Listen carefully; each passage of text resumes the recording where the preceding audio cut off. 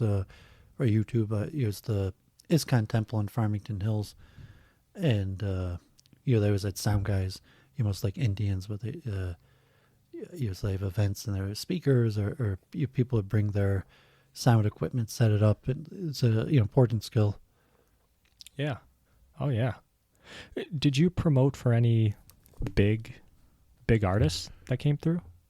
No, I mean, and for Jewish music, some people would have heard of, but outside of Jewish music, no one that anyone would have heard of. Have you heard of Modest Yahoo? Yeah, I met him, but he already signed for Sony. Yeah. I met him before he signed for Sony. I went to one event, but he was already very big. Although we did rent out it. I lived in New York for a decade, and we did rent out a few places that we had rented out BB King and CBGB on. It's not that expensive or difficult to rent them out, and it was based on size, like CGB, if you're familiar with that one. I don't think so, actually.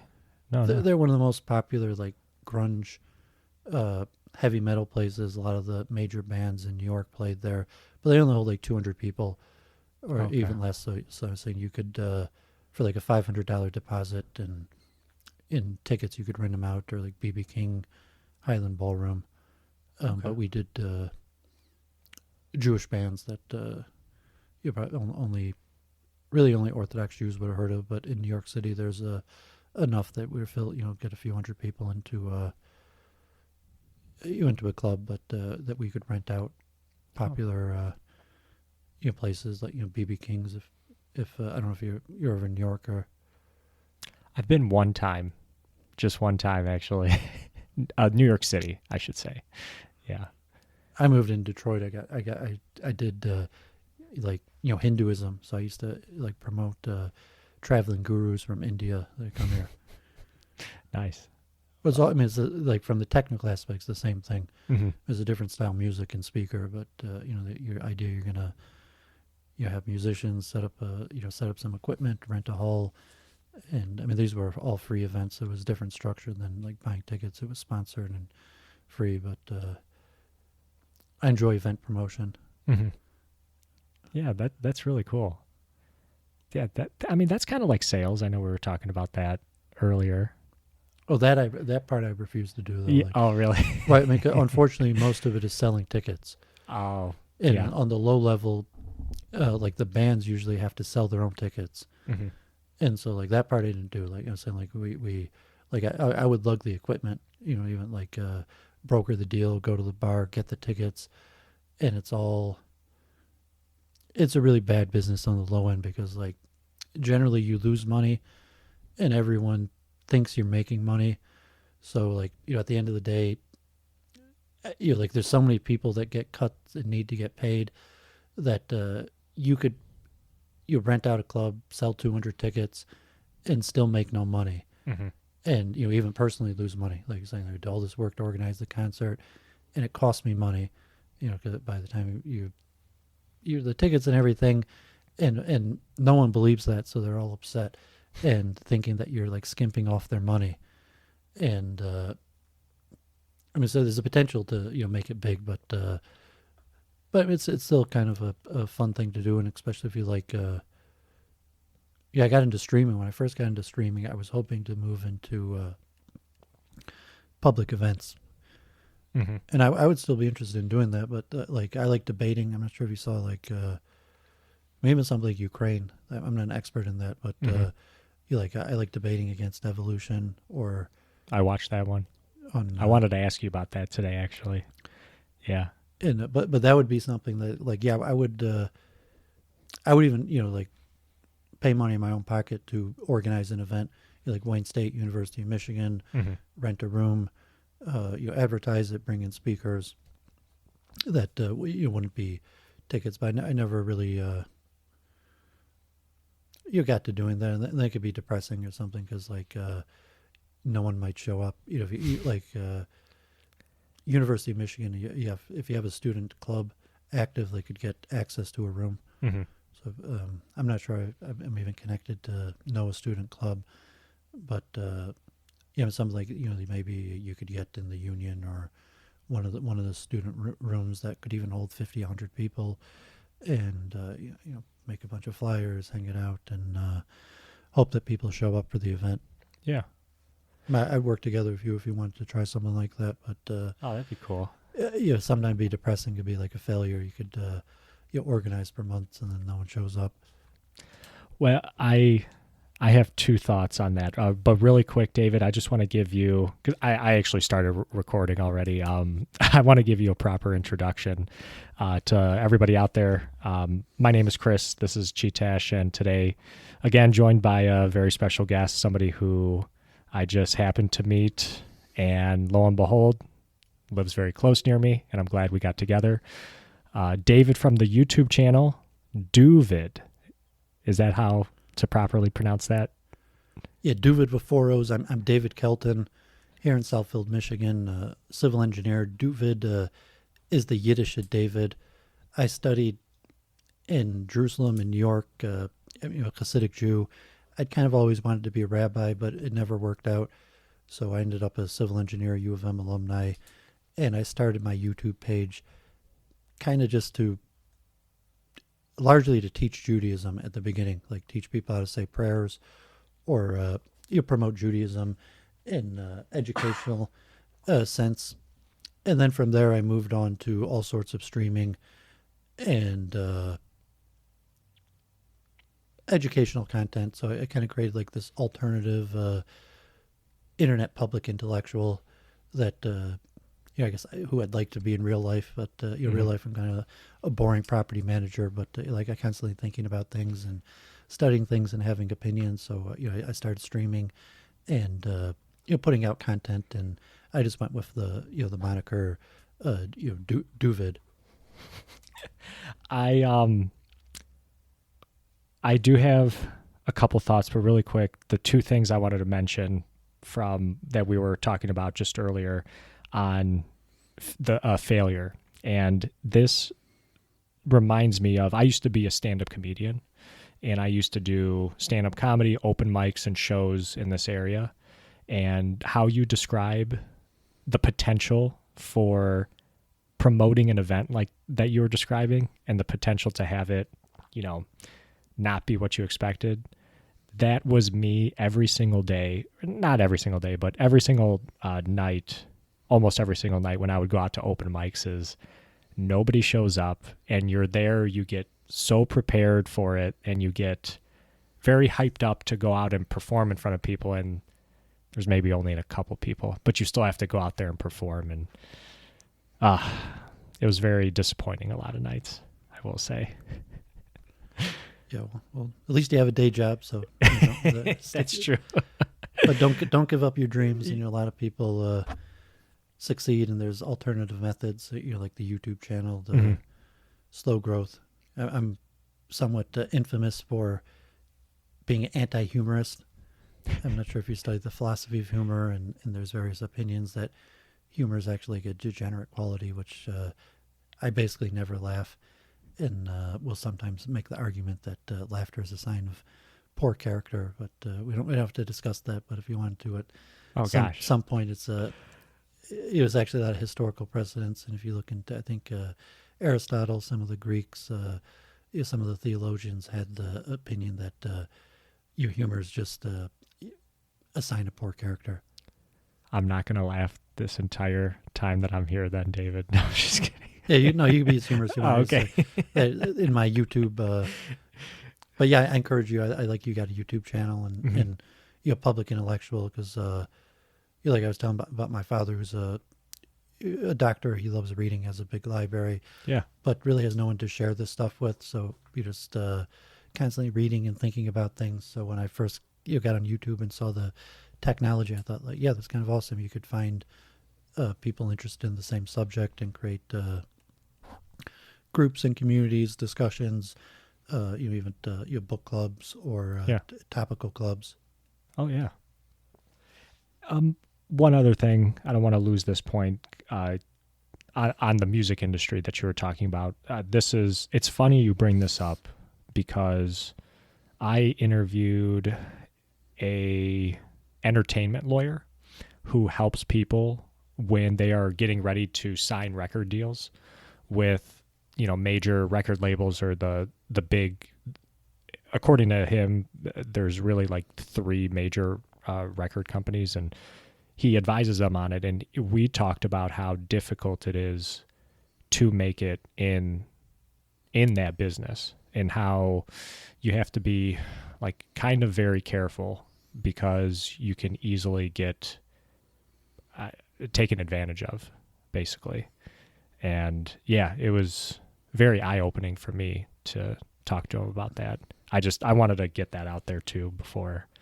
I don't know if you've ever experienced stuff like that with music promotion.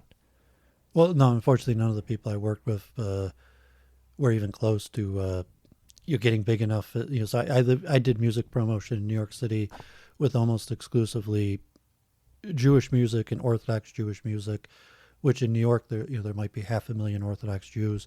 So in the Jewish business, we rented out clubs and did concerts, and like I was telling you, we lost money on those.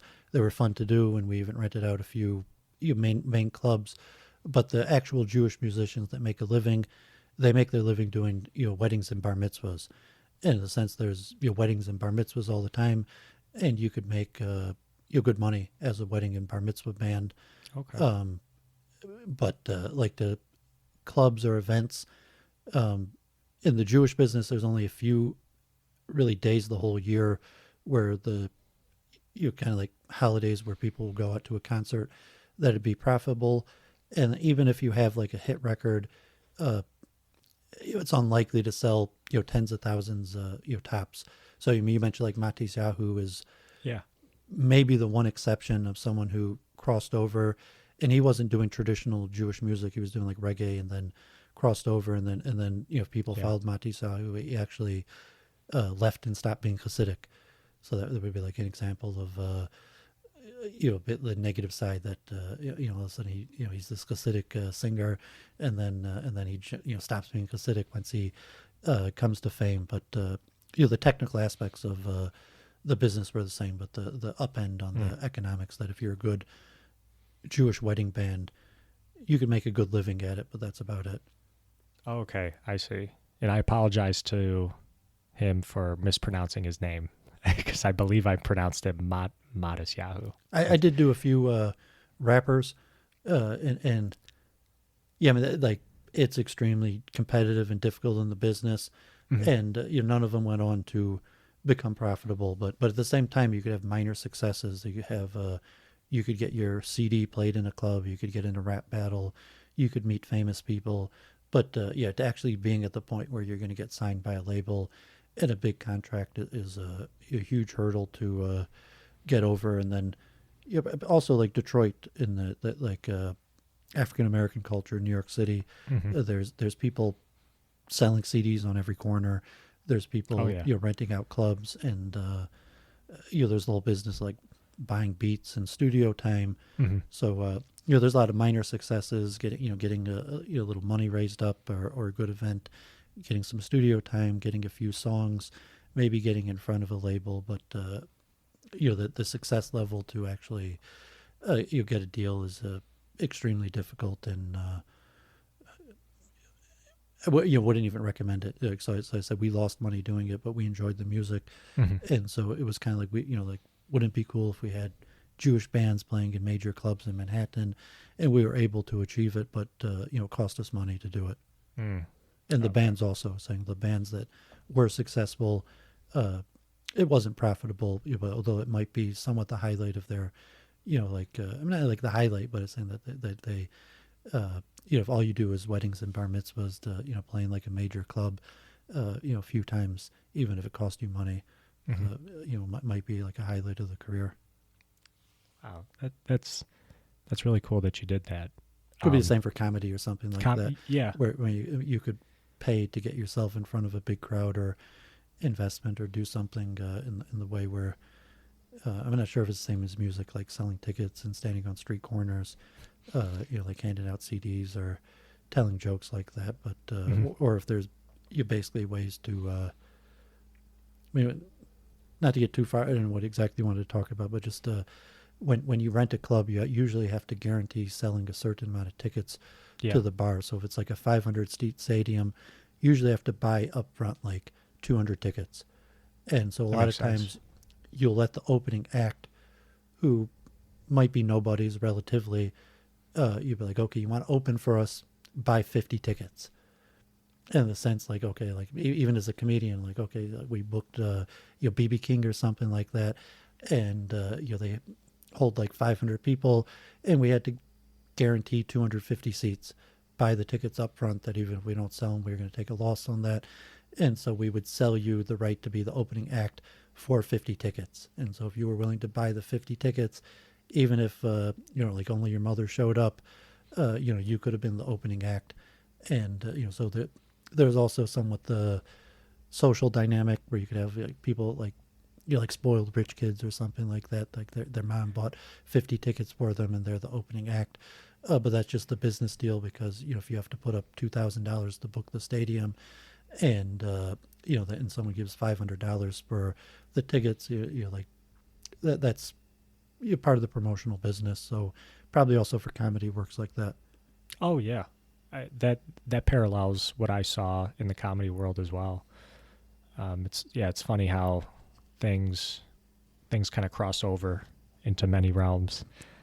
I really quick, I wanted to ask you this because the first, as we were talking before we started recording, the first time I saw you was on DPA's channel, Defense Politics Asia, led by Wyatt, who I actually interviewed on my podcast, and I saw you on the open mic panel on his channel, and I was just wondering if you could just kind of speak to Wyatt. And I know Wyatt. I met him and I talked to him, and just kind of like how you initially got connected with him, and like what you think of his content. Yeah, I'm a big fan of Wyatt. He's a nice guy, great content. Generally, I'm anti-war, anti-interventionist. Not like I would examine these things from a moral perspective, not necessarily trying to figure out who the good guy and bad guys are. I'm also a chess player, chess coach, so just kind of like analyzing possible scenarios and saying it doesn't necessarily matter who's right or who's wrong. More likely what's going to happen. But right when the war in Ukraine started, I was surprised like anybody that I didn't think it was, when President Biden announced there was the troop buildup and then they invaded. And, I was shocked, and I wanted to find out what was happening. And I'm a computer geek. So I was looking on international news and media for content. And I came across Wyatt in Defense Politics Asia within like the first week of the war, because I was on what's happening on the ground. And I knew enough to know whatever the news sources were telling us was at least heavily filtered to biased to inaccurate. And so Wyatt, I'm also a civil engineer, and he was using GIS, Global Information System mapping. I thought that was really cool. And in the beginning, he was trying to get information from all sources, and he was like using fire maps. And I don't know if you remember that, but I mean, because there's various sources. How are you going to figure out what's going on? So there's like global satellites that just measure fire data, and he was using all sorts of techniques and data to try to figure out like where's their fighting going on, who's doing the bombing, who's winning.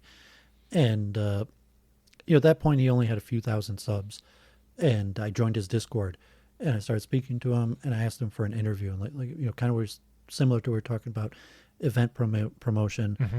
I built up my YouTube page to almost like 2,000 subs, Mm-hmm. and you have to put out good content, and you have to like introduce your audience to interesting people, and like my personality, that I thought Wyatt would be an interesting person that my audience might be interested in, or growing my audience. So I asked him to come on my channel for an interview, and that was like a month into the war, where he had less than 10,000 subs. Mm-hmm. And we talked, and I was just interested about his business. At that point, the interview was mostly about how he gets his information and his use of global information systems. Now a lot of people have maps, and if people saw the interview, but I think Wyatt in Defense Politics Asia has one of the better you're just on the ground, like, he has a map, and he's got bubbles you could click on and see data, and then he connects you straight to the source. And like, well, this is what the Ukrainian release said, this is what the Russian release said, and then maybe you could even have like links to at the beginning, like visual data of like if, like there's actual film footage of some of the things going on. So I thought it was rather brilliant what he was doing, just from a technological civil engineering, someone who had worked with global information system for civil engineering. And so I interviewed him, Hmm. and I followed his channel. I still follow his channel regularly, because like when I want to know day to day what's happening, even like I read the New York Times almost every day, and I watch CNN and the various news sources. But it's very difficult to know what's going on. So you want to know like facts on the ground, Hmm. what's the best knowledge. And then maybe like 6 months ago, he started doing these open mic panels. Yeah. And I'm not really politically active, but God forbid, I'm scared. Like I think this is going to getting out of control, and we got a lot of people making really bad decisions in terms of escalating. So when it first started, like I was like, like whatever platform I said, I wasn't like taking sides or moralistic, and saying like it should be neutral and should de-escalate it. Whatever, de-escalate the conflict, do not escalate it. And I thought that the U.S., that we're actively, by choosing a side, we're escalating it. Especially by arming it. And so I've joined a few panels, somewhat to try to you find some sort of understanding, Hmm. what's going on, gather information, but also just kind of put through like some sort of voice of reasoning that we got to stop the battle and de-escalate it. And so it's very problematic. I'm not an expert in international politics or the war, but like I very strongly feel we should be de-escalating, not escalating. And this Wyatt in Singapore is some of the best information you could get what's out there, as in the U.S. news sources, because we're biased in the sense we're basically on the side of Ukraine. We're arming Ukraine. Hmm. We're sanctioning Russia, and not in the sense like I'm not making political opinions about what we should or shouldn't be doing. I just want to know the facts of what's actually happening. And so that's why I came on to Wyatt. And obviously he's in Singapore. He's got Asian perspective, Yeah. and they have their own politics. And he's also neutral. And, like theoretically news is supposed to be neutral. So, that perspective, like I turned to him just to find out what's going on. I popped on his panel every once in a while to, like if you watch his panels regularly, he's got, the Wild Siberian, mostly a U.S. dissident. So like, I don't know if they lean pro-Russian, but they definitely lean that the Russians are winning in terms of the analysis. They're not necessarily saying they're rooting for one side or the other, Hmm. but their assessment, that of the actual reality of what's happening. And there's a lot of military people that are dissident, and also a global opinion. And then I was also met a chess player. I played online, like Lee Chess. I was captain of an Israeli team, Hmm. and we were part of a league with Russia. And there's a lot of Russians in Israel, and Israel has also tried to remain neutral and has much closer ties with Russia that it hasn't severed. So like the world chess champion just finished recently, and was a Russian player who ended up losing to the Chinese player, but he had to not play under the Russian flag. And the Russian player who was pro Karyakin, made pro Russian statements, was kicked out of the world championship. Oh, wow.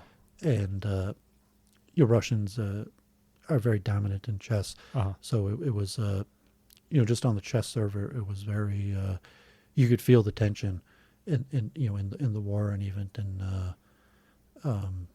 when the chess server actively started banning Russian accounts, and you get these top players that keep on coming back under new identities, Hmm. or the like the chat room, people mostly come to play chess, but the chat rooms, the chess server, the French server Lee Chess that I played on, is maybe like 20% Russian, 10%, a lot of Russian players. And so like it dominates the comment section in almost all chess tournaments. Wow. No, and I do agree with you that I really like Wyatt's content and DPA's channel, and I recommend it to like some of my friends when they ask or they wonder, what's going on in that part of the world. So, yeah, shout out to Wyatt, great guy, and appreciate the work that he's doing. David, I wanted to ask you about your YouTube channel. And did you say earlier, or I can't remember if you said this earlier, your most popular content that you have, is it the Jewish related studies that you cover on your YouTube channel?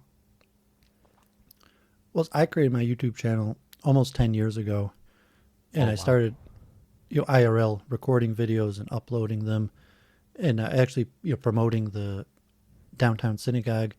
And then I was in University of Michigan. I was part of the Bhakti Yoga Society and doing like Hindu events and chess clubs, and I volunteered for True Transport Riders United, and so for about 5 years, I had basically just everything I participated in. I took videos and uploaded them, Okay. and a lot of it was Jewish community. Some of it was teaching people prayers, and then about 5 years ago, I got started in streaming, where from my house, live streaming. Mm-hmm. Actually, through a man in Hollywood, Luke Ford, and I was actually, just after finishing University of Michigan, and it was when Richard Spencer was coming to University of Michigan. I don't know if you remember that. No. 2017. Richard Spencer from the alt-right, who Oh, okay. I've and heard so of like they had after he had supported Trump, and Trump had made, so to say, overtures, dog whistles to white nationalists, and in order to the big tent that led Trump into office. him. And although Trump had a diverse, multicultural Republican coalition that voted for him, it included many white nationalists, and so you had the alt-right, and now the names like Nicholas Fuentes, Richard Spencer, like the January 6th, Alex Jones, Mm-hmm. and so Richard Spencer was doing a college tour after that, and it was extremely controversial. And he had won a court case that he came to. He had won a court case that he had been allowed to come to University of Michigan, and it was walkouts. Like thousands of people walked out of classes and didn't want him speaking there. Wow. Because no Nazis, no hate, or various. And he spoke at Michigan State, and there were almost like riots. And then he spoke at I think Florida and Texas, and there were like they declared a state of emergency, and then they had like the Charlottesville Unite the Right. I don't know if you followed any of the stuff, but Mm-hmm. and even said President Biden, that's what caused him to run for office, and the President Trump, who had largely taken out of context the very fine people on both sides of the God forbid, the General Lee statue removal.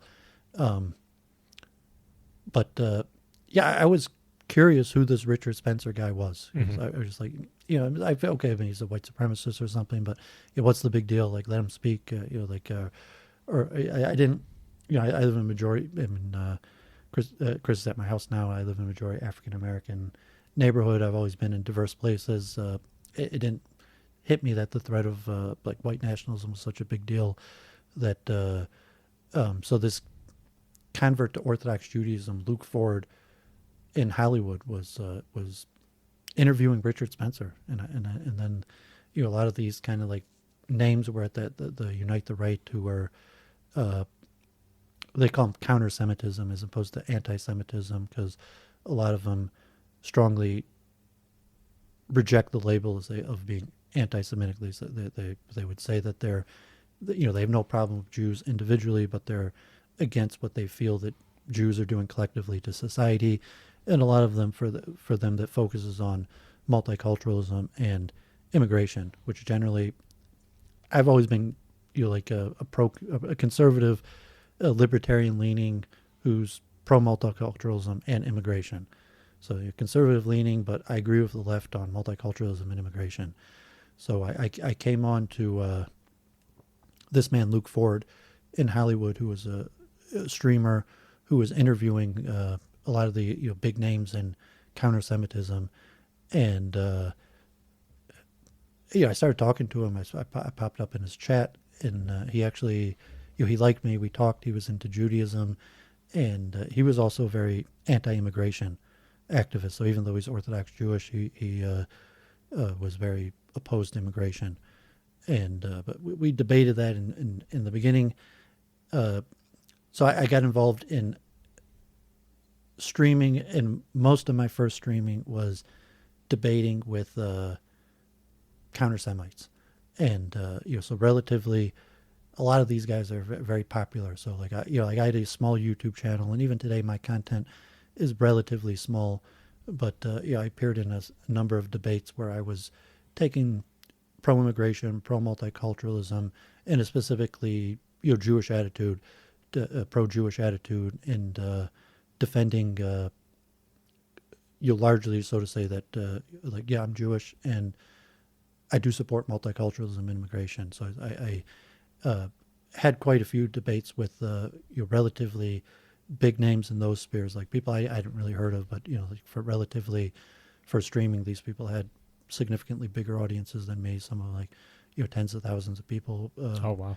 viewed their content. So I actually built up my own channel through debating against some of those people on their own networks. I didn't do much of that on my own content on my own channel, and then YouTube, God forbid, after the Christchurch shooting in New Zealand, YouTube started going much stricter on their standards, and they kicked off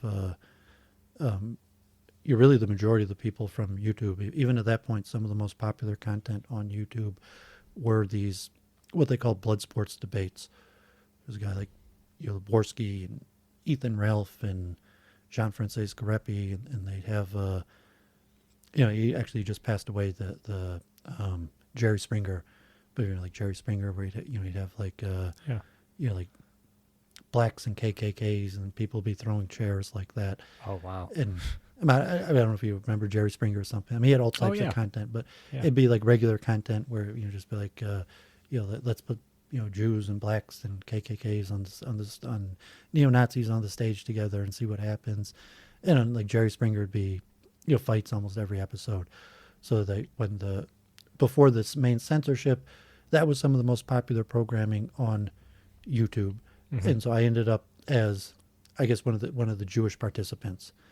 And it actually helped build my channel. So when I first started, I had probably like 300 subs on my channel, and after then I got over probably like 1,500 of my subs came from people who saw me debating that were sympathetic to my position. From largely the opposition, people that were watching this other content and saw me debating that. And I haven't really done that in the last 2 years. I mean, one thing that almost all those people, controversial content has been removed from YouTube. So occasionally I'll get asked to come on like a third party like Odyssey, Rumble, and I'll do a debate against Adam Green is one of the few people I still keep in contact with, and he's adamant that he's not anti-Semitic, but he's very into like Zionist conspiracies and in the role of and he's largely anti-Christian also, but we'll talk, and he'll ask me about source material, and he'll drill me. He's like, does Judaism believe this or not? Like, does it say this in your books? And so I actually kind of enjoy that, like but some of that content garnered hundreds of thousands of views. So even on my own channel, God forbid, the guy calls himself Handsome Truth, who's now is my most viewed content, arguing with one of the most prominent counter-Semites in America right now, who's going around dropping flyers, and I had actually been like an anti-censorship defender, saying that generally I'm libertarian and pro-free speech, and so probably the majority of Jews, to some extent, favor censorship, and they don't want this stuff on the platform. So you're just being not necessarily like a super prominent Jew. I studied to be a rabbi, involved in the Jewish community, but just willing to talk to people that I ended up speaking to. God forbid, like a lot of counter Semites, and some of that's my more popular content, and Okay. because it's, one is controversial, and some it might be the type questions that are more popular. They want to see someone really get drilled and ask the difficult questions. So I put myself up for that, and that's it's that certainly it makes up a small fraction of my content, but in terms of viewership, that's by far my most viewed content. Okay. Very, very cool. In speaking of these debates, and I know earlier we mentioned, and I was watching a bit of this past week. You did a debate on evolution with somebody. Joanna on my own channel. Yeah. And I was wondering, could you briefly kind of talk about that? Because I thought that was super interesting. It's something I don't think I see debates on that like so often. Which side of the debate were you and Joanne on? I was arguing against evolution. I called it evolution on trial. And this woman is a friend of mine, fellow chess player, chess coach, who has a background in like biomedical engineering. Okay. And so there's a channel called Modern Day Debate. And I've heard of it. Yeah. It's probably the biggest debate channel in the country. And it only has like 100,000 subs. They have regular debates. It might be like Monk debates or IQ or something, but they don't have regular content. So they have a few times a week. And evolution is definitely one of their big topics. I went to Israel. I grew up in kind of secular. I went to the Roper School here in the suburbs, and my father's a doctor. I largely believed in evolution, and I went to Israel, and actually, like Orthodox rabbis convinced me against evolution, and not called middle of the road, but generally I'm skeptical of evolution, and I'm not like a strict young Earth creationist, but I'm skeptical of evolution, and I focus on the hard problem of consciousness, the origin of consciousness, and that we have a soul in various issues. So evolution is one of the certainly the most contentious issues in America. So in America, statistically, I think the last poll, about 40% of Americans actually believe in intelligent design. So it's a huge mismatch, because in university, like over 95% of university professors believe in evolution. And, so it's a huge political issue, because there's a huge divide between highly educated people and the general population. It's almost split down the line of the general population. However, say among the highly educated, specifically the people highly educated in biology, evolution is almost universally accepted. And then like in medical schools, and biology, biological engineering departments, biological sciences are basically taught as evolutionary. Like medicine, so my dad's alumni University, Michigan Medical School. Evolutionary medicine is one of the foundational principles of modern medicine, is evolution. So it's certainly one of the most common debate issues, but it's a difficult issue, because most of the people who are against it are uneducated, and the people who are for it are educated. And so like I have a reasonable education, and I'm not promoting when I don't promote intelligent design, or I just largely try to argue that we have a soul, and that science, materialism, evolution cannot account for consciousness. And so once I had my YouTube channel, like I said, you got to put regular content. I like debates, so I'm always trying. Like, if you wanted to debate or something like that, I would invite you on my channel. We could do a debate, and also kind of intellectualism. I told this one Joanna was actually in Minnesota. Um, calls you to work, make like a PowerPoint and do some research, and it's a popular genre of YouTube. I mean, generally debate is in the U.S. popular specifically due to elections and democracy, because like you have to vote and you have to know what the candidates think, Hmm. and the candidates think on the various issues, and then you know about the issue through a debate. Um, Although debate is definitely valuable on all issues, and in university, I would say evolution is probably one of the most demanded. But if you're in university, you would be like laughed out, like what moron, doesn't believe in evolution. Yeah. Although, however, in like Michigan, like the red blue divide, uh, say like the Trump base and a lot of the contention, because you're probably in parts of the red divide, probably majority of people don't believe in evolution, and things like homeschooling, or the fear of the federal government, or all the stuff in the U.S. going on with school boards, or possibly um, you approach it on like homosexuality, transsexuality is related to evolution. That they're saying that the liberal policies today regarding identity and sexuality is judged from an evolutionary perspective as opposed to a religious perspective. So it's a huge political issue, and so if you're on a debate platform, um, so like I said, like among educated people, I mean, you're U of M alumni, you say like that you'd be laughed out of the place if you said you didn't believe in evolution.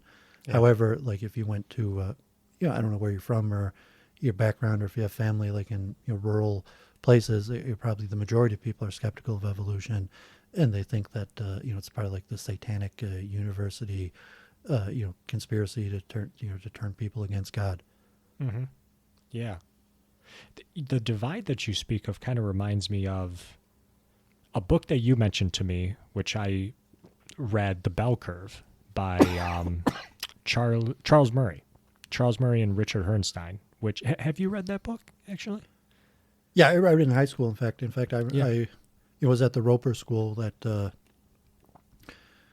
would had IQ tests where you actually were supposed to test over 130 IQ, although it was very liberal, and they had like an emergency assembly where the biology teacher, who he was born pre-war Germany and from like the Frankfurt School, Columbia University Hmm. of anthropology, like tried to debunk the teachings in the bell curve.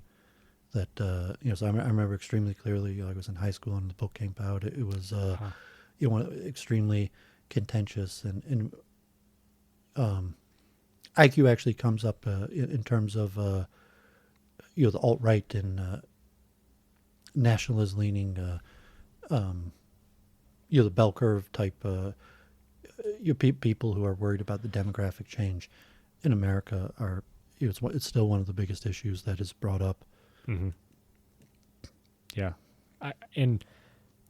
I've heard people say, because so that book came out in like 1994, 1995, something like that, and I've heard people talk about, okay, we're in 2023 right now.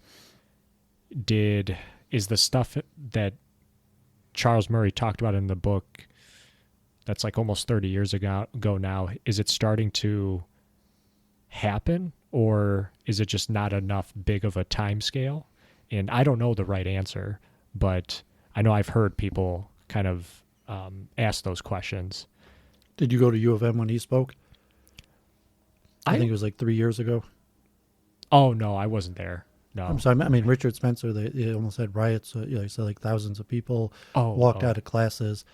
Although Ben Shapiro also tried to speak at University of Michigan. I think they had big protests, Hmm. and Charles Murray spoke at University of Michigan, and I think they protested and disrupted. There were hundreds of people there, like asking questions, and there were protests outside, and then there were people who actively disrupted. I think they even like tried to shine a projector. There's at University of Michigan, so that a few hundred people came in, and someone like shined a projector behind them, saying like anti things about him. But he's just a popular name, and obviously he was at Harvard and Herrnstein. I had on my YouTube channel actually this man Edward Dutton, who's in Poland now from Finland, who's a big IQ researcher, and he talks about the reverse Flynn effect, and the Flynn effect was that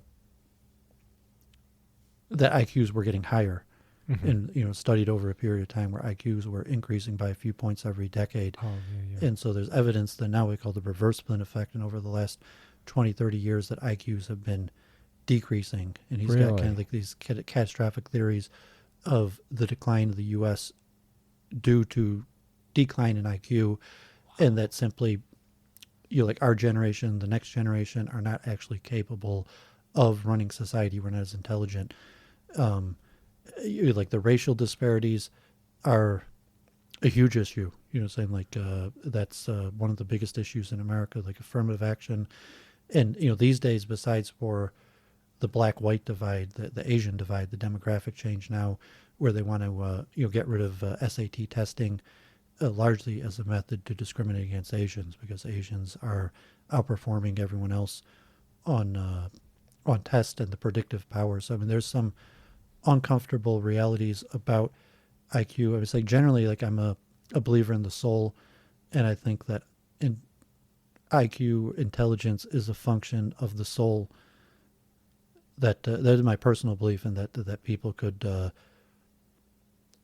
become more intelligent. In fact, I teach. I'm a chess coach. I teach mental techniques, memory techniques, and although the psychometric data, IQ is the single best tested of all psychological theories. Over 120 years, they have data. You have huge studies of, at this point, tens of millions of people across the world where their IQs were measured in their youth and tested across a lifetime. And, generally that at least the psychometric data shows that IQ remains relatively stable over a lifetime, and that it's the single biggest factor of success in a person's life. And in that sense, like the Charles Murray just writing about it. So, say I could remain, spiritual and believe that, you could be born retarded and pray really hard and become a genius. That would be my theological position, but it would be, ascientific, as it doesn't match the evidence. However, the contentiousness of the implications to what to do in society, or so I didn't watch your series. I know you covered the book. I have, a little bit. I might even have like 10 books on IQ, and I took the great courses and all the latest data. Although it relates back to the hard problem of consciousness, in the sense that there is no actual model to show a material mechanism of what intelligence is, how it's related to the brain. So if I said, like, well, in my opinion, intelligence is not a function of the body, it's a function of the soul, and the soul is potential, so anybody could actualize that. However, the data is, like I said, it's the single most measured and recorded phenomenon. There's tens of millions of people have been tested, and they've been measured over the lifetime, where they have the huge studies where they in some countries, or in the U.S., but basically the majority of people have IQ tests, and they've measured people's life outcomes over the lifetimes, and the data shows that IQ remains relatively stable over a lifetime. There's not much the person could do to change it, and that it's the largest indicator of at least economic success. And when you were saying just now, because I had just noted this down, so if I were to say, intelligence or IQ in the brain is measured by, like, or we're trying to find like a physical representation of IQ, but we can't really find that physical representation. Like, we can't say, oh, the more neuronal networks that you have means you have more IQ. It's more so what you're saying is it comes from your soul or from your consciousness, which is not something that you can just turn on an X-ray and just look and see the IQ in your brain. I don't know if that makes sense at all, but Yeah, we refer to what's called psychometric data. So you can't measure the mind, but you could measure the output of the mind. gotcha. Okay. And so you can't show what is happening inside the person's head when they're performing intelligent functions, but you could measure the output of the mind in terms of intelligence. And so you can't show that there's a gene for IQ, but you could show that a heritability of IQ in the sense that, it's an IQ test now over 120, 130 years old. And so you could show the correlation between parental IQ and child IQ. And you assume that's, well, It's pretty high correlation, right? it's one of the highest correlations there is. Yeah. And however, there's no actual IQ gene. There's no demonstration. There's no, besides correlatory evidence that IQ is actually hereditary. I mean, there's that strong evidence in saying the correlative, but there's no physical mechanism of IQ. In terms, I use the term reverse anthropomorphism, where anthropomorphism is where we assign human attributes upon something non-human like a computer or something inanimate, but the opposite, because we understand more about how the computer works than how the human mind works. And so we assume, now that we have Chat GPT and these various things that you saw, the OpenAI, Been using it. in that the computer is doing something of intelligence, but we understand that process better than the human mind. So when we understand how Chat GPT operates better than we understand how we operate, and so we assume that the process that our mind is using is something similar to OpenAI. I'll call it a reverse anthropomorphism because there's I don't call low to no evidence that our mind is actually using like Boolean logic and logic circuits.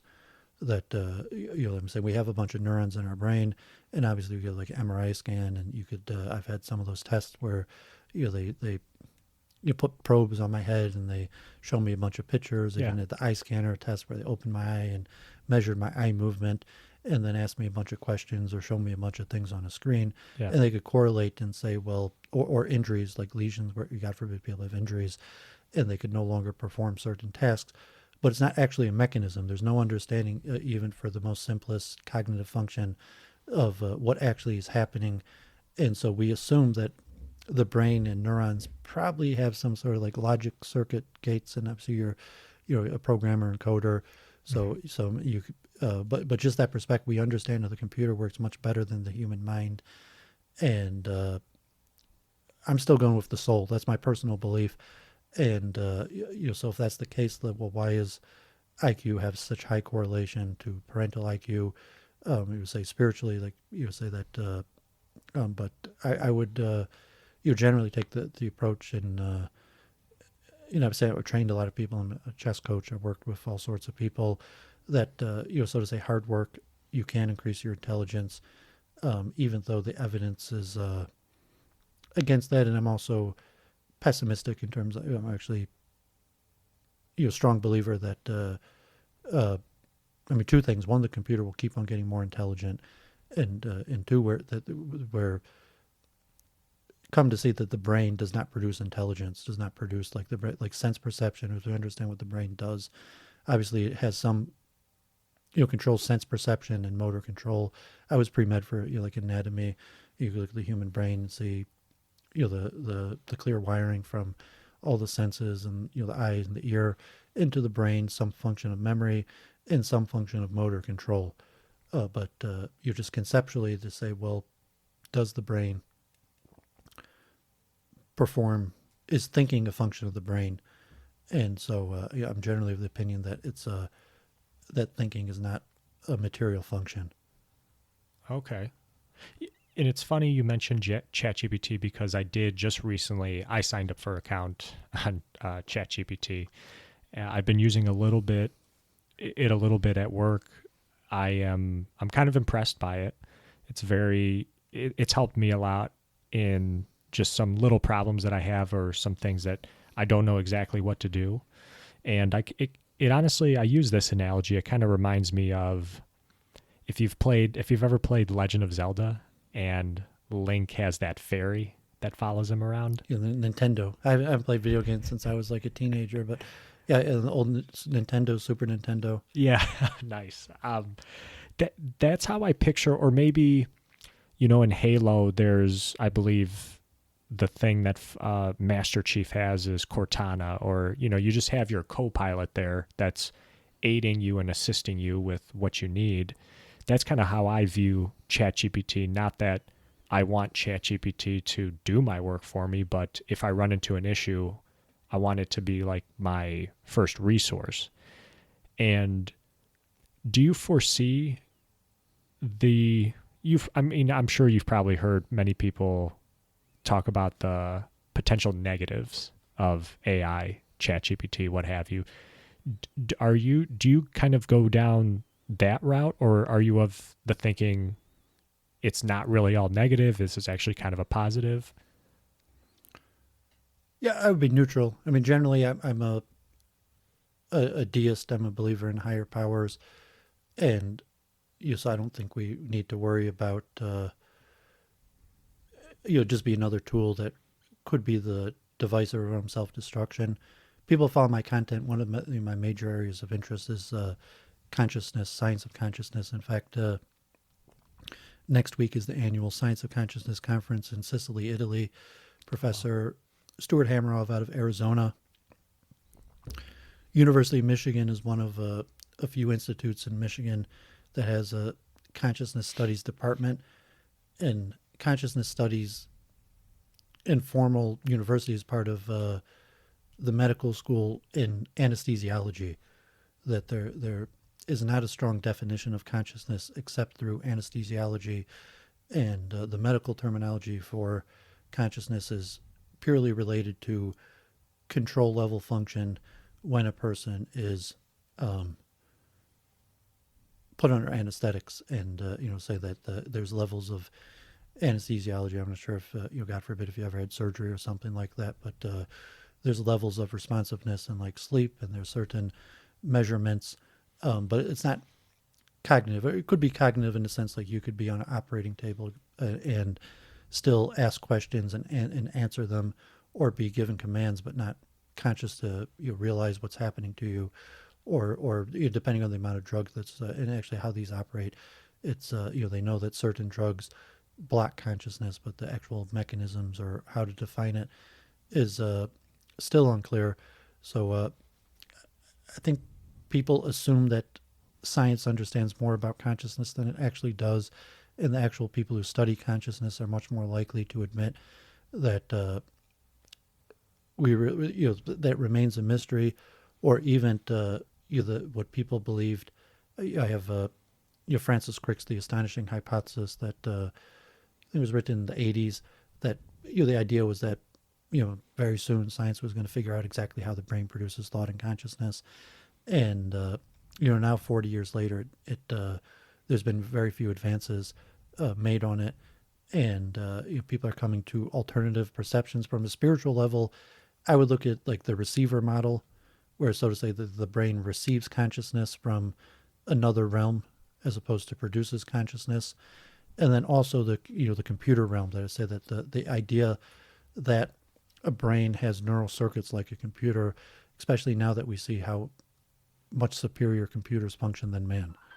In the sense, like if a brain was, the neurons were doing logical circuits and gates, then how come the computer is so much better at functioning? And just like the danger is like, God forbid, I trust in God. I'm not I'm not worried about the dangers of I'm worried about the dangers of my own action, my own sinful behavior, my own evil heart, and if civilization declines, it could be one of many methods. And just like the war in Ukraine, guns are tools that generally meant for destruction, but things like knives or they're a tool that's generally positive, although it could be used to harm. Yeah. So the computer, I'm a big computer guy. Computers are great tools. Airplanes, technology. I stream engineering, love engineering.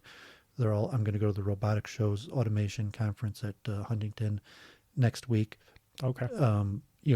AI, machine learning, is completely revolutionizing manufacture. Like Tesla is probably one of the biggest users of it, but almost all the modern manufacturing has robotic arms that are have machine learning embedded in it, and I think it's fear in the sense that okay, like I fear God, I recognize there's a higher power that there's nothing I could do about. Like I can't fight or rebel against God. God has ultimate power, and so I would put that in terms of modern atheism, where people think that they're the highest power, and now when you see that that we don't have as much control over his life as we thought we did. So I was young, chess player. So when I was young enough that I was even able to beat chess computers in my youth when they first started, like in the 80s. They had, but of like market chess players, it took until like maybe the late 80s till they had marketable chess programs that were expert level play, and now anybody could get a cheap download program that could beat the world champion. And when it comes down to you're just a humbleness of like like okay, look, dude, I spent 20 years of my life reading books 10 hours a day and I know all this information, and you're just like, well, stay humble, like however much power you think you have, there's higher forces out there. And so I think that's the general cause of this fear over AI is people losing their sense of control. I like the way you put that. Now, you currently are going through a series on your YouTube channel. Is it titled "What is Science"? Is that correct? Philosophy of science. Oh, philosophy of science. Okay. I was wondering, can you give like a brief summary of what you talk about in that series that you're doing? Yeah, I have a theory that I call the multiple truth hypothesis, and it started as a heuristic from interfaith when I started doing Judaic Islamic interfaith, and they call like eschatology, belief what's going to happen at the end of the day, and where you have hardline. You have a Christian background. Yes. Yeah. So just like there's a lot of similarities between Judaism and Christianity, but then there's some hard differences. Like what was Jesus define?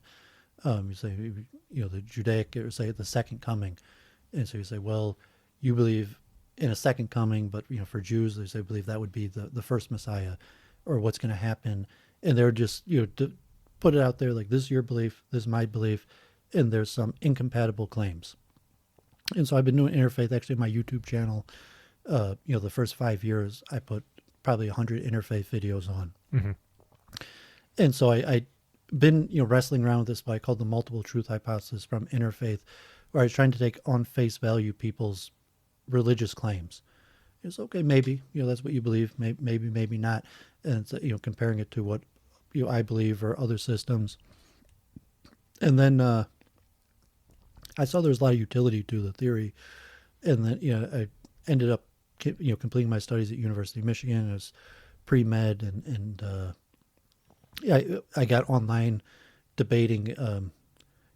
I guess I had reasonable talent for debate, so I ended up debating against evolution quite often, and so like recruiting someone, because like I said that probably like half of America doesn't believe in evolution. However, the the elites almost exclusively believe in it. So they want someone to stand up to the elites. So I became a regular, and so I saw there's a lot of uncertainty in science. So I wanted to apply this, what I've been calling the multiple truth hypothesis to science and the question of what is truth. And so I was trying to go through a history of what they call the philosophy of science. And it's actually a very small field. Like, people don't even realize there is a philosophy of science. University of Michigan tried to have a department of philosophy of science, and it was closed down. There wasn't enough interest. There's only like 5 philosophy of science departments in the whole country. Oh, wow. Like in Germany, I think in Vienna that Kant. But basically, what happens,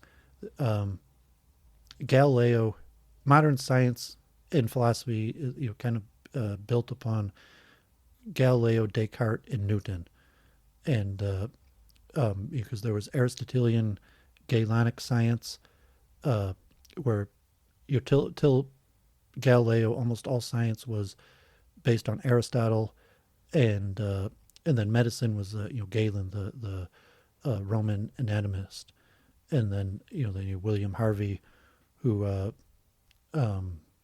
has the theory of blood, the heart pumping blood, which was not the Galenic view of what the heart did, and Galileo about acceleration in two objects of different masses falling at the same speed.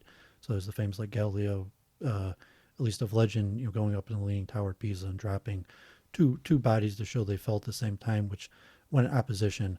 But what happens is Galileo starts to come up with a concept of mathematical universal laws. So he didn't quite have universal laws, and then you have Cartesian dualism, and Descartes comes up with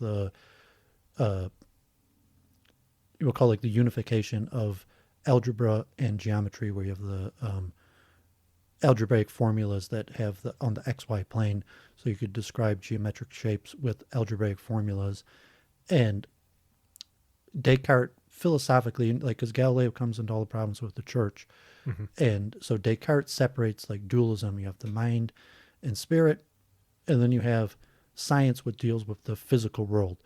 And so it's not controversial to the church, because saying, well, the church talks about the spirit and the mind, and science has nothing to say about it. It only has to say about the material realm. And so Descartes really the founder of claiming that there will be universal laws that operate according to mathematics. And people have read Descartes. He comes up with a bunch, but they all are basically wrong.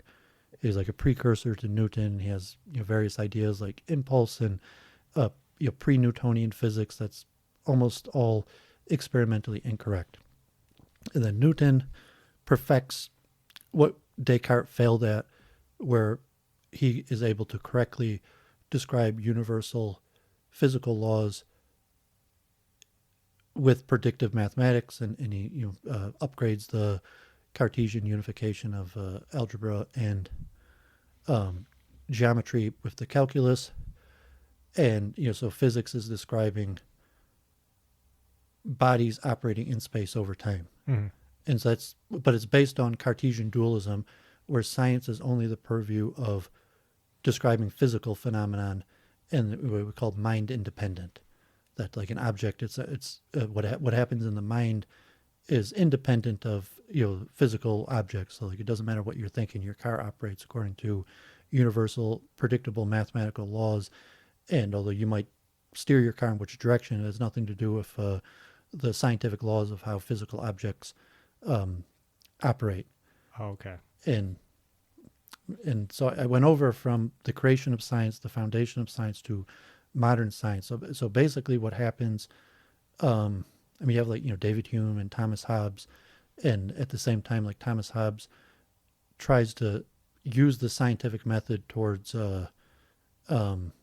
politics and like the soft sciences, social science, and like the scientific method, and Francis Bacon. And so Descartes had said, metaphysics is the trunk, and then you have like philosophy or mathematics as the branch of the tree, and the various subfields would be, as mathematics is the trunk, and then the branches would be the subfields. But the core of science is philosophy, metaphysics. That would be the question, like, what is space, what is time? And that would be, at that point, it would be theology, because all schools, all universities really till 200 years ago were part of the church. Even University of Michigan was, originally a theological school. And Kant is like the end of the dualistic thinking, where, and then you have like the Neo-Kantians and the Vienna School, and I go over in detail over this series of like the change in thought to the rise of physicalism, where basically science advances enough where the concept where you don't need the Cartesian dualism, and that you believe that you had the theologians would be the experts in mind and religion, and the scientist only had to say about material phenomenon. And then you have the rise of evolutionary thinking, the perfection of the unification of science through the conservation of energy, Mm-hmm. to the Vienna School and quantum mechanics, and we're called the Neo-Kantians, and scientific realism. Various schools are called the philosophy of science that rebelled against metaphysics, and so science grew as a branch of metaphysics. That like the Royal Society, just like okay, like we're theologians who think about truth and philosophy, and then we do experiments on the physical world to as engineers or how to create devices. But if you want answers to like questions of truth, that's the realm of philosophy, and the mind, as opposed to if you want to be able to predictable engineering devices, that's the realm of science. And so then you have a rebellion against metaphysics, where you say that And what is metaphysics exactly? metaphysics is. I mean, it goes back to the Greeks, and it'd be the operation of the understanding of reality. I mean, there's a few words: epistemology and ontology and metaphysics, and they're all Greek precursors. Mm-hmm. But like metaphysics would be like, what is space? What is time? What is thought? What's the nature between like empiricism and observation and truth? So it's just like a question like, well, what is truth? So science doesn't really say truth. You have an equation that makes predictions and works according to a formula, but it wasn't understood that it's not a truth claim. It's a mathematical prediction about physical systems. And so situating science within the greater understanding would be the realm of metaphysics. That's where you have a Cartesian dualism. And so where they're called the Neo-Kantians, and then the Vienna Circle, who become the dominant physicist in Vienna, and then come to America and rebel against metaphysics. Say metaphysics is no longer necessary. Sciences became so powerful that it's no longer necessary to see, well, what does philosophy say about science? That it was turning the other way around. What does science say about philosophy? So if you wanted to interpret, like when you first had like the beginning of Newtonian mechanics, and then the heat energy and the conversion, mechanical equivalents of heat energy, electronic computers, and all these various things. So you need the philosophers, the metaphysicians to interpret what this stuff means. And you can even look at that with like OpenAI, and to say, well, what is truth? You say, well, so you want the great minds, the philosophers, to make meaning out of this. And so the Vienna Circle flips it back and says, like, no, the metaphysicians, metaphysics and philosophers, how do we know they know what they're talking about? And as where science has proven predictable results, so now you want science informing philosophy and metaphysics. So say, well, if ChatGPT is smarter than humans, who's a better determiner of truth, the computer or machine? And then you just had the beginning of computers. Like this even happened before vacuum tubes. It's just science was making such great predictions in mechanical devices, or like the telephone, or beginning of electrical devices, that they already were getting rid of philosophy. So this question, like, how do you situate science in terms of a larger philosophy? Like I was saying, does science actually have anything, like in the time of Descartes, where it just said science has nothing to inform us about the soul,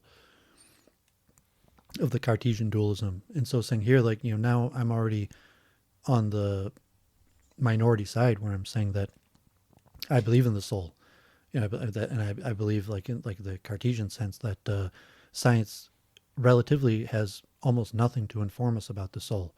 You could look at scripture, religion, or meditation, like we talk about psychometrics, that you can't measure the mind, you can only measure the output of mind. And so how do you know about the mind? Well, you know about mind from introspection. And so, well, how do you look at so introspection is not scientific. The scientific method, there's no way to apply the scientific method, as we're talking about like IQ, and say, well, we don't know how the mechanism of intelligence works, although we know that there's correlation between hereditary and intelligence, even though we have no idea how the mechanism works. Mm-hmm. So that's why I wanted to go into like one thing I found it fascinating myself because I hadn't realized that it was such a big issue of the philosophy of science. And I didn't realize how unknown it is. Like you say, even here in Michigan, there's no major university that even has a major department of the philosophy of science. And there's some big names like Thomas Kuhn and Karl Popper, and I go over, and a lot of people like Thomas Kuhn's Structure of Scientific Revolution, great book. I go over, like if you want looking for a recommendation of another book to go over, that's a great one. And Karl Popper was part of the Vienna Circle, although he was at the London School of Economics, and he was the teacher of George Soros and Open Society, and that also comes from applying the scientific method to social sciences. So you're just trying to put together and understand, like, how do we view science, what's within the purview of science, what's outside of the purview of science, and this nature of, what we call the multiple truth hypothesis. What is truth? And then you can say, well, you have scientific truths, and that one of the things I use to argue against evolution or atheism in general is just like basic statements. Where like, what's the origin of ethics and morality? How do you derive, God forbid that even something like murder, rape, and stealing is wrong according to evolutionary worldview. So you have like nihilism, where you say, well, morality is just a preference. So from a dualistic point of view, it'd be the event, call like an event that if I physically do something, like now we're drinking maple water or talking, but if it was some sort of event that was considered sinful, like hurting another person, or, God forbid, take it to the worst one, like murder, and to say, well, there's a physical event, but then so to say there's a spiritual event, and the morality, the truth of the moral event is not a physical phenomenon, it's a spiritual phenomenon. And that's why I usually, my understanding, that's the deeper meaning of the Buddhist proverb, if a tree falls in the forest and no one hear it. I've heard that before. That say, well, if someone commits a crime and there's no witnesses and the person has no remorse, do they get away with it? And to say, well, so if you say in the material realm, the event is gone. Like, they got away with it. But you say, like, no, there's karma. There was a spiritual imprint. There was a spiritual event. In the spiritual realm, there was a recording of what happened, and there's a truth value assigned to it. Mm-hmm. And, so that's why I wanted to get into the philosophy of science, to show really the limits of science. And then to go back to Kant is that, like I remember trying to read Kant. I don't know if you ever read Kant. No. And, just thinking of, like IQ and the various things, like the introspection versus connecting what is truth, what is observable truth, what is the power of introspection of something that you could think about in your own head and derive to something that you could demonstrate. So I thought it was fascinating how little people actually know about this. I mean, I assume there's a lot of people who maybe like read Kant, but even the history to know that science was created as a branch of theology and of metaphysics, and then there's like this reversion where now, largely, if you want to talk about a philosophical truth, then you want like studies or what's the role of logic, of thought experiments versus like studies, or trying to apply the scientific method to social sciences, to history, to psychology, and then to like morality and ethics. So that's and I'm an engineer, so it's one thing that's interesting, and maybe make you a better scientist. It won't necessarily make you a better scientist, because science is more about engineering is more about being able to do things. Mm-hmm. So I also hope to get into the philosophy of engineering and technology. Oh, cool. Which ironically is almost non-existent. That like the philosophy of science, and then what is the relationship between technology, engineering, and science, and is there a philosophy of technology? Mm-hmm.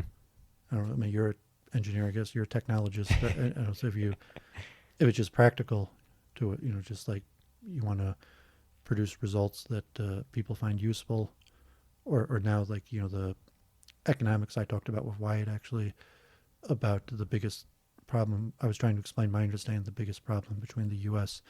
and China is patent law, copyright law, Mm.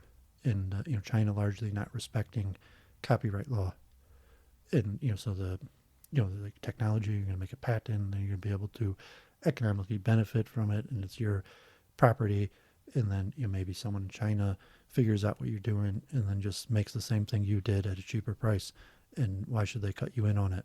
Mm-hmm. Earlier when you said, what is truth, that reminds me of the conversation in the Gospels. Pontius Pilate asks Jesus the same question, I believe.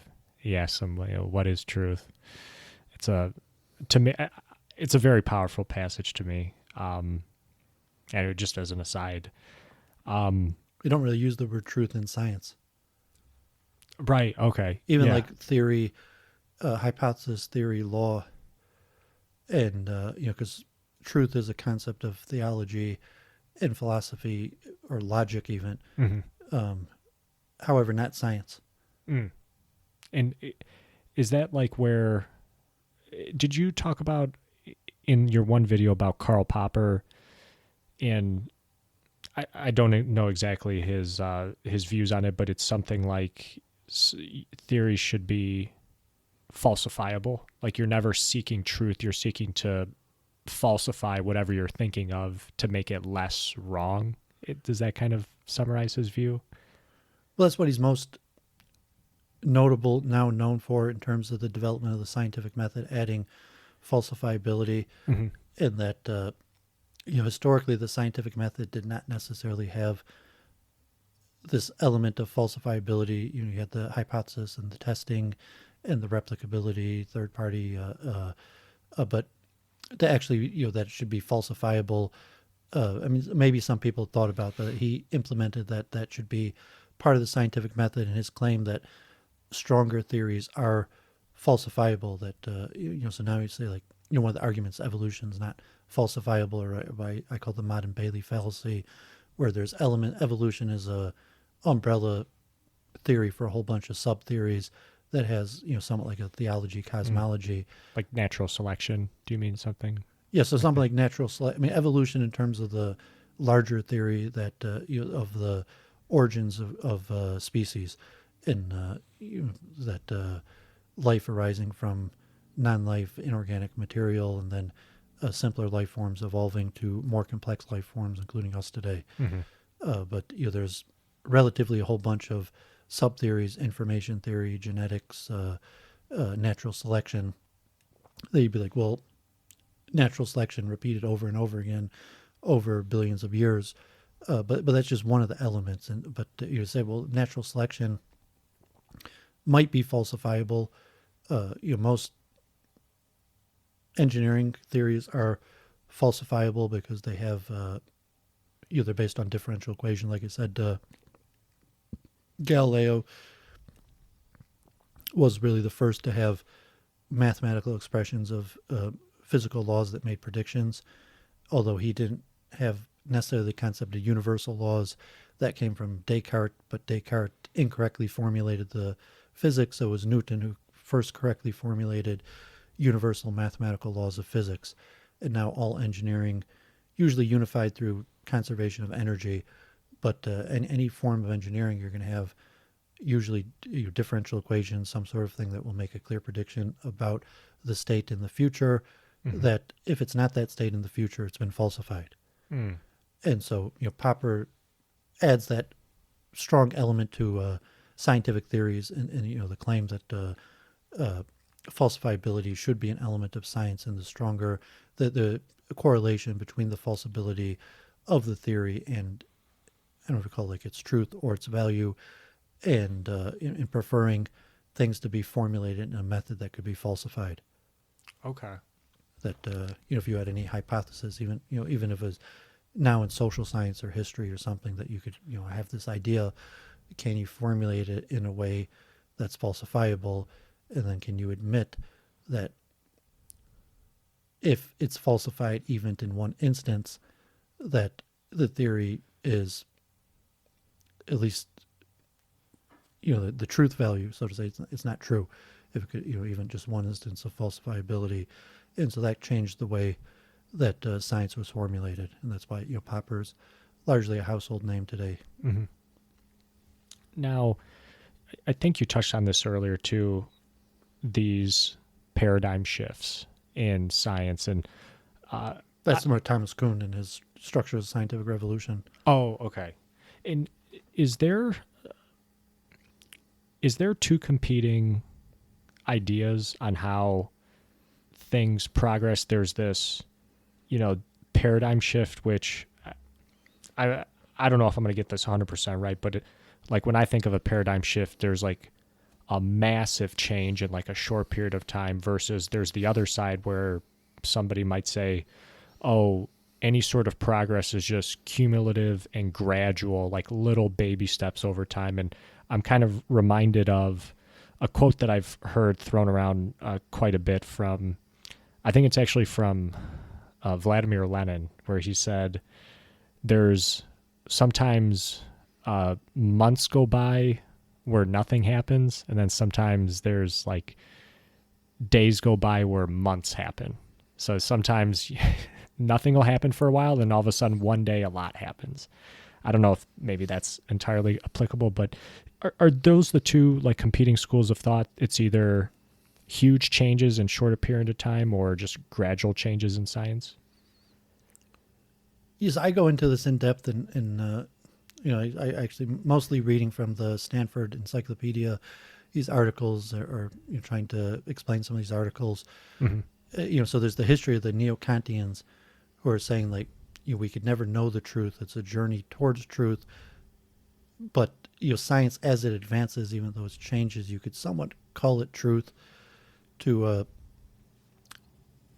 the formulation that neo-Kantians lead into the Vienna Circle. Like Helmholtz is considered a neo-Kantian in like the late 1800s.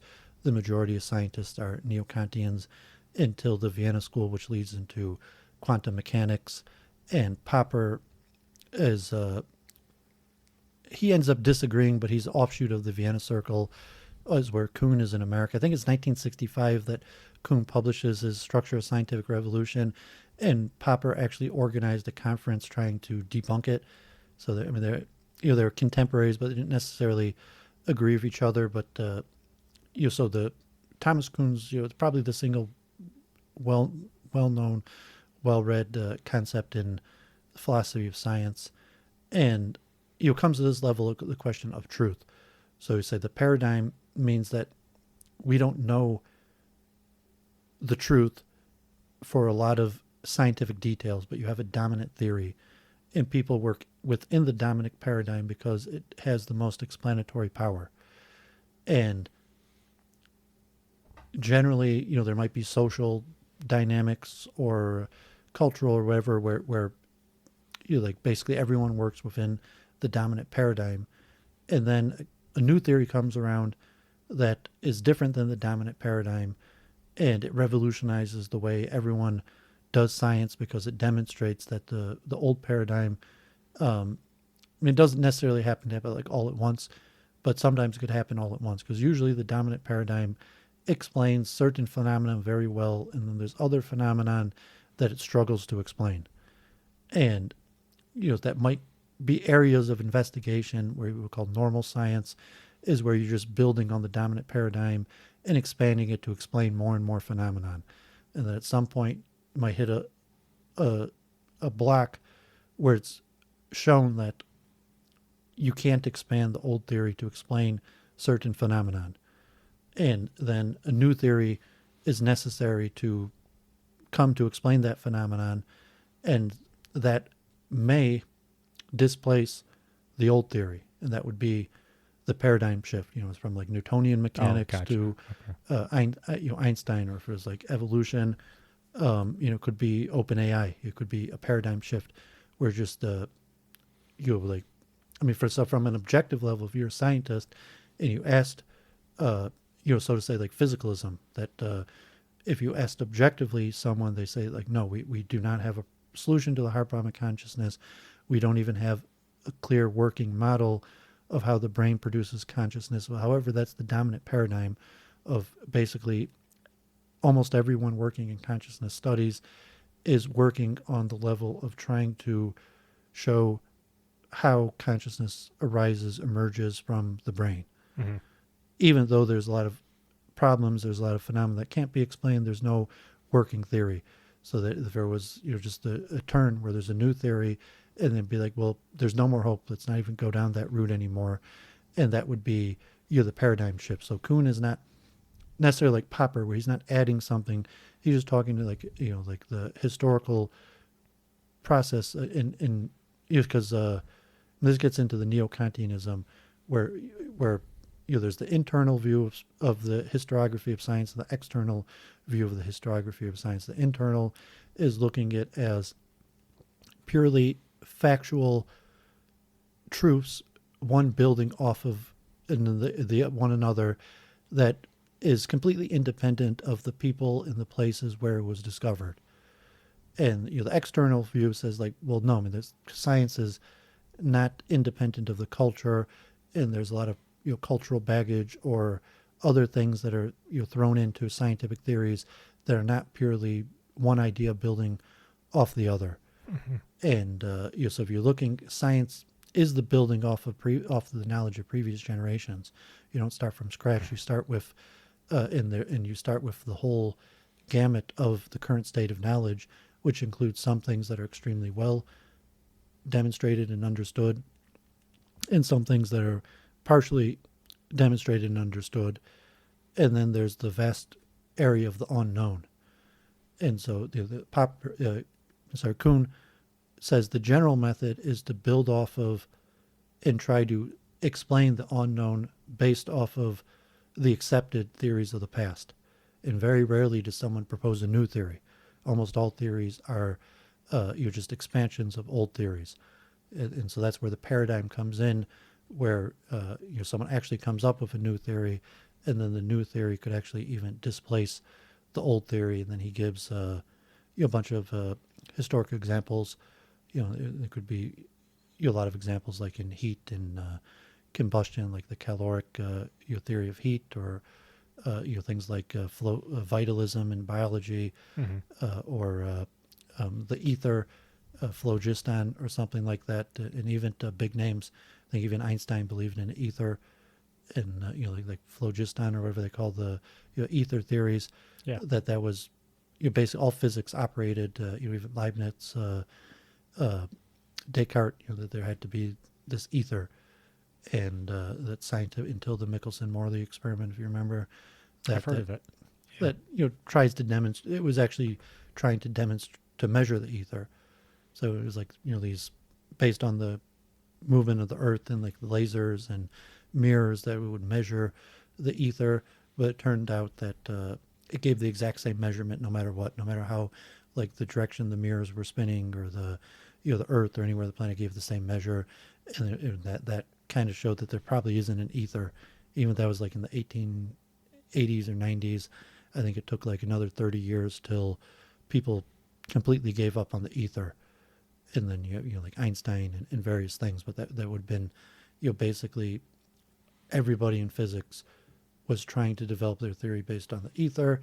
And then you start having like Michelson-Morley, there's probably no ether, but what's the alternative? There is no alternative, so people are still working on it until you have like Einstein space-time and a new paradigm, quantum mechanics, and so I mean there's a lot. As I said, Popper actually was a opponent of Kuhn and organized a whole conference of 1965, Feyerabend and Lakatov, the big names in the philosophy of science, who all wrote criticisms of Kuhn's. But that's the most popular.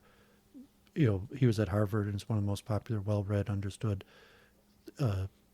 theories. And there's a lot of elements to understand, like in the scientific field. What do we know? What don't we know? What might we discover in the future? And what will that say about what we think we know? Or some things that are this question of truth that I'm getting at, like to say generally truth is not a word that's used in science. Mm-hmm. I wanted to ask you one last question, David, and it was something we kind of brought up earlier. a lot of the content that I have done has been of this self-help realm and like personal development books. Particular, like I have done, I don't know if you're familiar with the book, The Four Agreements. I did on my channel, The Alchemist, which I would categorize. It's a story, but I would categorize it as personal development, self-help. With Winning in Mind, The One Thing, and I know earlier you were saying that you, or I forget if you said this, you use like religion as self-help, or you use like the Bible or the Old Testament as self-help? Well, I'm big into self-help also. I just say that self-help within a theological framework. So Oh, gotcha. in Judaism, you had what was called the Musar movement, which you could phrase as self-help or character refinement, but it's written in a theological framework where, maybe okay, have an obligation to God, or like a sinful nature of your interactions with other people. Mm-hmm. Although a lot of it is the exact same, because the goal is character refinement, and the same. 'Cause I guess I'm more scholarly, so I like theoretical models, studies. So I don't have any problem with self-help, but in my youth, in fact, I went over on one of the first videos I did was an ancient 1,000-year-old Hebrew text called Duties of the Heart, which you could call a self-help book, and another one, Path of the Righteous, like 300 years ago. And, I went to Israel and I studied in seminary, and I did these self-help textbooks. Mm-hmm. And you call them character refinement. And there's also statements of law where you, actually another area of research in psychology that very interests me is identity formation or self. But, conceptually, if you say that there's who I am now, and then there could be an idealistic behavior. So if it's set by religion, to say, well, there's a code, a standard that a man should operate that's defined by religious leaders, and what you should do is transform yourself from whoever you are now into the ideal standard. So, from the Jewish text or the Hindu text, and like from that perspective, I got 100 books on self-help, but they're usually in this formation of what is this ideal behavior pattern that people should operate according to, and then how do you transform yourself from the natural human beast or unrefined man into this ideal state. Okay. And then you might also have like the Kabbalah of business, the Kabbalah of sales, or like Hinduism or something that would have some more practical, but that would generally be frowned upon in terms of pure utilitarian, because usually like, well, the goal is to serve God. The goal is to be a better person. The goal is not to make more sales. The goal is not like how to win friends and influence people. And that would even be It's a good book. degenerate. And I remember speaking about that with my rabbi and mentioning that. He said like, it said like the Musar movement, like it's 95% of the same as like the Jewish Musar books and how to win friends and influence people. But, the difference, how to win friends and influence people it doesn't focus on God in a moral standard. You're just like, okay, well, you want to be successful, you want to have a bunch of friends, you want to get people to follow your way, as opposed to some sort of objective moral standard. I see. And like higher goals. So like the goal of, so like how to win friends and influence people is more, these days also I say on the internet, like you have like pickup artists or dating coaches or something like that. Yeah. And so you're like how to make this. So it's not, you could use it for good or for evil. And it's saying that maybe the techniques are true and maybe they're factual, is saying that you could use them for good or evil. So in the sense of a religious book, there's always the constant warnings about trying to transform yourself into a good person, not just achieve your desires. So that's generally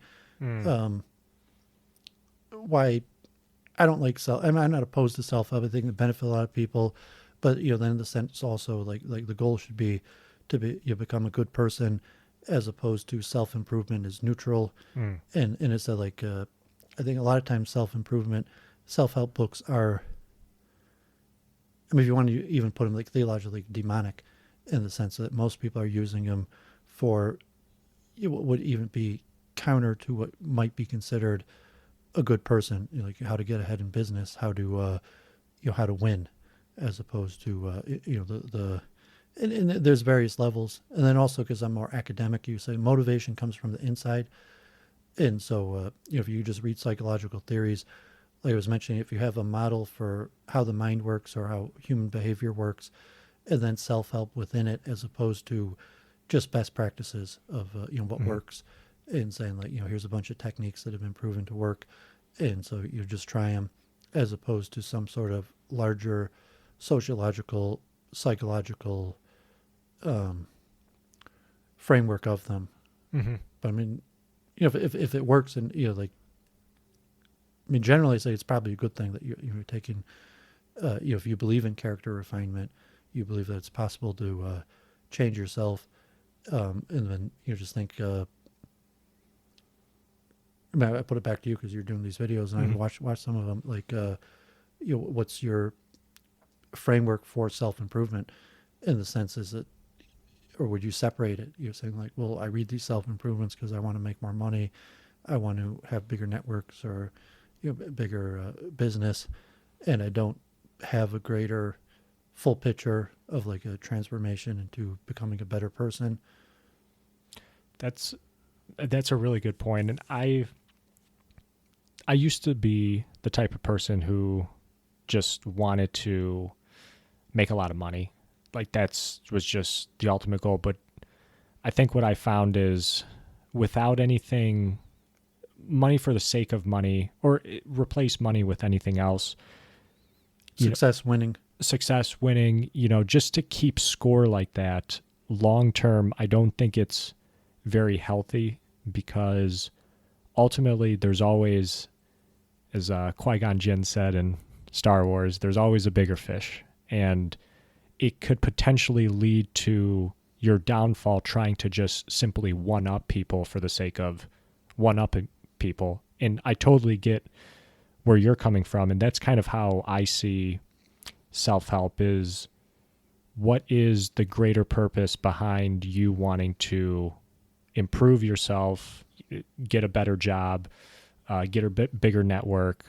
And for me, I see it as, in the end, ultimately it's about, for me at least, a legacy. And I feel like, if I improve myself, refine my character, have successes in business and what have you, that it increases my chances of,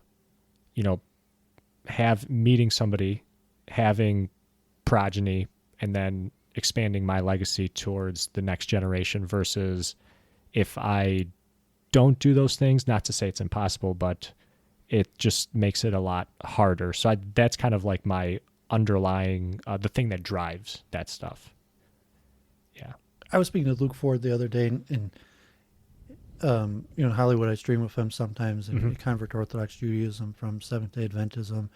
He's written a few books, interesting character. And he's big into 12-step programs and self-help. And so I was having this exact same conversation. And so I was asking him, how much of your life do you take instruction? And so he said probably like 1%. And I mean, he's already in his mid-50s, and I'm in my mid-40s. I'd say probably I probably spend 10% of my life taking instruction. And so if you're talking about personality, like, in terms of like, how to be a better person, how to, or you take it as like being insulted, like I've spoken to you an hour or so, and you want to know what your problem is, and like a list of all the, the factors that it's like your personality defects that I've noticed, and but as a friend, seriously, like you might want to consider changing these things, and saying like, well, generally, like no one likes that, even if they could be considered helpful. Saying like, oh, just, by the way, like, your house is a mess, or like, this is wrong, and yeah. You should thank me for correcting you, as opposed to learning somewhere where you just take instruction and saying like, okay, I'm sure there's, you're an accomplished man, has a lot of skills. There's probably hundreds or thousands of hours of instruction that you could give me, computers or technology, like you did the setup. And if I wanted to learn how to do this, you could, I would probably be best to be like 95 to 99% me listening and you just explain, like, do this, then do that, and this is how it works. And then, at the end, maybe I would know how to do certain things, and then human interaction working that way, where you're regularly taking instruction. And so like self-help, and like, okay, we're both engineers, and so I'm sure you probably constantly take instructions where you just got to learn how to do some software tool, some program or something like that. And it's just purely someone explaining and you listening. Or, now if you're, you've reached management, that you're doing a lot of explaining, that people listening to you, like say your most popular videos, the JavaScript videos, where there's thousands, tens of thousands of people who just sat there and hung on every word of yours. And they might not even cared who you are or anything about it. They just want to learn how to code, and you had a good video, so they hung on every word of yours to learn how. So if you're taking that to your personal life, they say, I want to be a better person, and I'm going to take instruction on how to be a better person. And so I use the expression self-improvement works better in a group. So you just read a book on self-improvement, and you'd be like technical and just be like, well, learning how to operate a machine, you read a book on it, but sometimes having someone, explain, but, saying like character refinement, self-improvement, because, the nature of perception, like I don't perceive myself, I perceive you, you don't perceive yourself, you perceive me. So, even just meeting me very quickly, you could probably, point out a whole list of defects that I have that I did not necessarily notice myself, just due to the nature of external perception. And, so taking instruction from life coaching, learning from others, be willing to accept rebuke is, extremely difficult but important. In that extent, like self-help. And I say it's like ChatGPT. It's neutral. It's like, God forbid, I think one of the issues is like, well, what if someone asks ChatGPT how to commit a crime? And the same way, so self-help is, general. So like if you have the religious framework, saying, well, I'm going to help you, but I'm a religious person, and it's because, because of God and because you're trying to become a righteous person. And, as opposed to self-help is generally neutral. And, it's like ChatGPT, it's a tool that could be used either to help people or to hurt people. And, being a functional person, being able, good with people, all of these things are, neutral. And so that's, I'm not even giving a warning, like I said, because, I believe in higher powers in the sense, just like, ChatGPT. So I'm not like warning on like the dangers of self-improvement. I just make that point that, self-improvement and self-help generally is neutral, as opposed to the religious perspective. You would take that angle as saying like, but like, it's not neutral, saying that these are powers, and you have to keep in mind, either God or some greater good, or some sort of like, method to say like, well, legacy, well, what about helping other people? What about making the world a better place? Or these various things that, it's neutral. You don't have to. You could get ahead, simply purely out of selfish motives, or you might be giving to your wife and your children, or, so I just say that's why I prefer, theology to it. But I mean, generally, I said like most of what I do is neutral. Like, especially professionally, is saying like, we exchange knowledge. I like to preach. Everyone likes to preach. Everyone likes to, have their worldview. But at the end of the day, like, even if a person listens to the preaching, if you succeed and you impart the skill upon them, they could do with it as they see fit and as they please, in a neutral way that could, according to your system, like, how we met through Wyatt and, the war in Ukraine or something like that. Like, it's neutral, and, both sides are, I mean, you could take a view of good or bad, or who the good guy is, who you want to win. But, from the technical, it's, just neutral, just the facts, what's happening, what are the weapons, what's the day-to-day on the basis, even like, God forbid, the casualties, how many people are dying, and, to assign a moral judgment to it is it gets back to the dualism. Mm-hmm. Yeah. That's really cool, David. That's definitely something I'm going to take into account now. I appreciate you doing this, David. We're almost at 2 hours. I stream for hours. People know like streaming generally like long form content. So like some of my conversations, like actually just myself, I had a streaming partner and we can review and be like 5-6 hours. And then she was in New Zealand, had a schedule change because it would do a Sunday night and it would be Monday for her. Okay. And,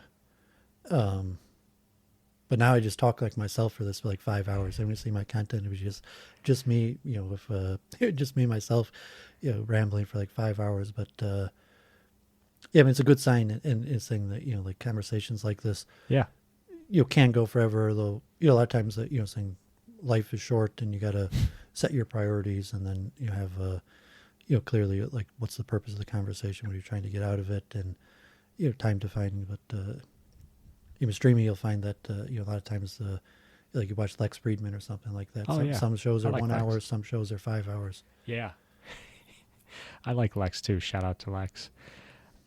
David, just one last thing for people who want to get connected with you. I know you're on Twitter, the YouTube channel. What's your Twitter handle again?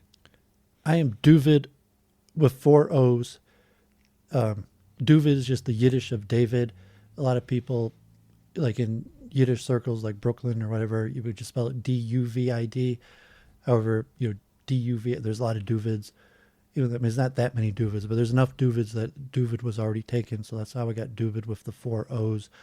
On Twitter, I think I'm Reb Doovid with Reb, kind of like rabbi, but it's not like it's a diminutive, just means kind of like of like a male, like Reb Doovid. But I'm Doovid on YouTube. I'm on I have Discord, all social media. I actually have eBay. I sell books on eBay. I'm also Doovid on eBay. My name's David Kelton. Generally, I'm an introvert. I was saying like Myers-Briggs. I'm an INTP. I'm on Facebook. But I like conversation, especially people who have these common interests, which are relatively pretty rare. As I said, I got into streaming because it's near impossible to talk about these things in regular life. Mm-hmm. And maybe if we met in business or something, maybe you could bring up these common interests and we'd like grab a bite and mention it. But like usually like time is money and people are busy. So that's why I got on social media, largely looking for people that want to talk about these things. So if you find me on any of the social media, mostly YouTube, every Sunday night I stream, and you could join in the conversation or make a comment. And if you're local, like especially intellectual or interested in some of these topics, we could meet up and grab a bite or have a conversation, and you check out my library. You should borrow a book or something like that. And so I appreciate Chris you're reaching out, because like I said, like I did this largely to most of the people I stream with are international, because common interest, and it's very difficult to. Even good friends, even family, like to, I even think my parents or something, like, I'm not sure if you get that, like, you're just like, I'm reading this book and it's really interesting. It's near impossible to move normal social interaction into that. And so that's why I found it's actually somewhat impersonal, because even like practically, are we going to like get together and discuss a book? I mean, we might, but it's more practical doing it over social media. And so that's largely what I created my social media for, was to fulfill my intellectual desires to meet people to talk about subject-oriented topics. Very cool. And I appreciate the content that you put out. Great stuff, a lot of great information out there, and I've certainly have learned a lot by watching your content. Thank you too. I've watched some of your content, and definitely when I started streaming, I said, I'll let you wrap this up because time is ticking. But, I got to the point where, like I was religious, and the rabbis kind of like, don't watch TV. Like, time is short. Like entertainment in general. I talked about laughter, and saying like take life seriously. Like read a book, learn something. So, just start pounding through. Like I don't even have my TV connected here. I occasionally watch news on YouTube, and I pounded through intellectual content. I took like hundreds of courses on edX, like the MIT Open Online. I could list like 20 YouTube, like Lex Friedman. I watch almost half of his content, and like tens of YouTube pages. Even like Wyatt, but you're just more training how to updates that I watch constantly. And then I got to a point where I was like, yeah, I think I know more about certain subjects than the content out there. So I started producing, my own content, and so maybe that's the level you got out there if you're, just curious and you're watching other content, and then you start to see your place in the world where it was like, well, I've been thinking quite a bit about this subject, and I've looked at almost all the content that I could find on the internet and consumed it, and now I think maybe I have something to add to it. No, that is kind of how the YouTube channel birthed, was me watching other YouTube videos of people explaining their takes on popular books, and that's how I got started, and started out with a book you might be familiar with, Man's Search for Meaning by Viktor Frankl. Yeah. It started from that book in 2020, and then still going strong today, and then me interviewing people who I think are really cool and have a lot of value. So I appreciate you doing this today. I will include links to all your social media, the YouTube channel. I'll include it in the episode description for people to check it out. If you're Metro Detroit, I do engineering conferences. So I usually go to engineering shows at the Suburban Collection Place, Huntington, like battery show, automotive testing, foam show. Next week is the Automate conference, and they got, like some of the robots, biggest, the latest technology on display, and I'll walk around and kind of like ramble and give my understanding of, the current state of the technology. And I think, Detroit, we're a manufacturing place, and, so we're both engineers. Yeah. So if you're local and like that kind of content, or even if you didn't even know they existed, that these conferences exist. Like, I love these conferences, and, just the reading material and the companies and seeing the latest gadgets. But as anyone listening to this local in Metro Detroit, that's also something I do in my content, is go to engineering conferences, Suburban Collection Place in Huntington, and I'll stream and do a video of some of the cool displays, and give a little ramble. Very cool. Well, I appreciate it, David. You guys heard it here first. Thank you again, and everybody out there, thank you very much for listening. My name is Chris. This has been Chee-Tash. Take care, everybody.